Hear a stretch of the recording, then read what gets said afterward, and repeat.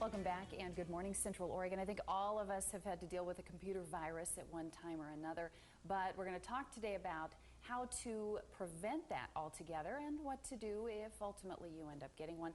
That's why I called in Paul Spencer. He is the owner of Paul the Computer Guy. Good morning. Good morning. So computer viruses, these are out usually in the internet somewhere, and they come in? Yeah, it used to be people got them, like it would get copied from one computer to the other, but now it's more all with the online stuff.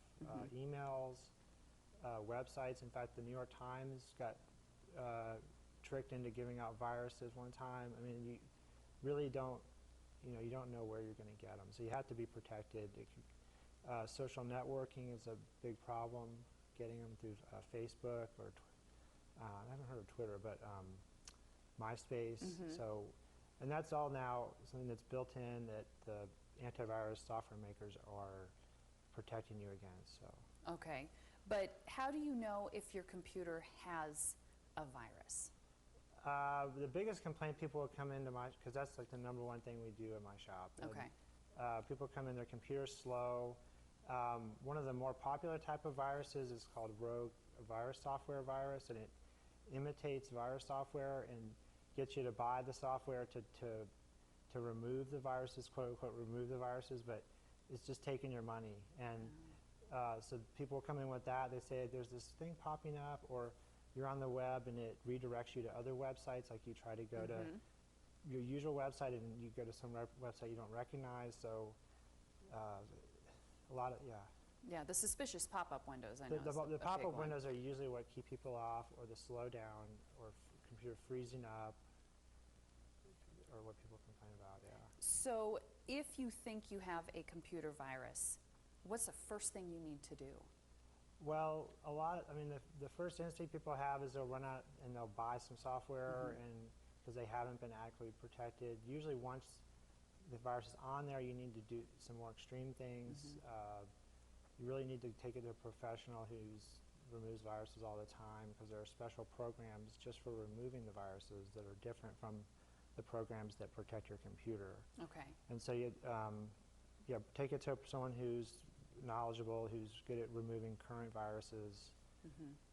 Yeah, because you guys have to stay up on the viruses. You have to really stay up on it. It changes constantly. Like just as all other technology progresses, so does the virus technology. So, yeah, as hard as the guys are working to, get the computer viruses eradicated, the computer virus guys are in there, looking for new backdoors and things like that. How much does it typically cost to get rid of a virus?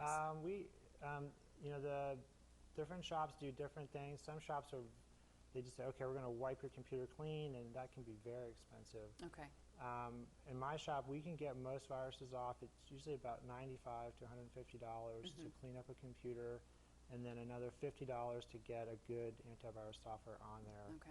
And that gets you a subscription for a year to protect you for the next year with that software. So let's talk about that, because that's kind of our next deal is protecting your computer from viruses in the first place. Using security software is the first one. Are there some software programs that are better or more successful than others? Yeah, I would go with the reviews. Like a lot of the computer magazines review the software, and Consumer Reports, and or experts in the field. I would go with their recommendations. Okay. I like the Norton product, Norton Internet Security, a lot.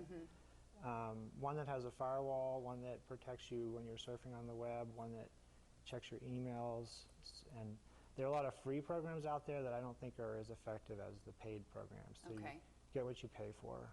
Some people, like me, don't have the luxury of not opening up email from strangers, but that's also a good one, is don't open up email from anybody you don't know. Yeah, especially if there's an attachment on there, but make sure you have that email filtering is part of your antivirus software.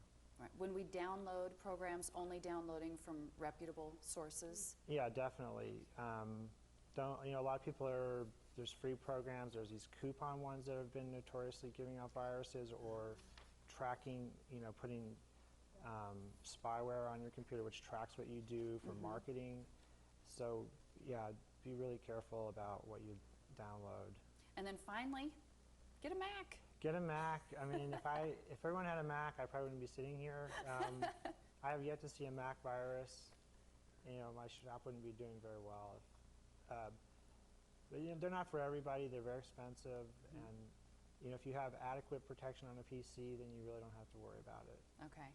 And if you have questions, you can definitely get a hold of Paul the Computer Guy, at paulthecomputerguy.com, and then 541-330-0610 for more information. So great tips. Thank you. Thank you. Thank you. Right now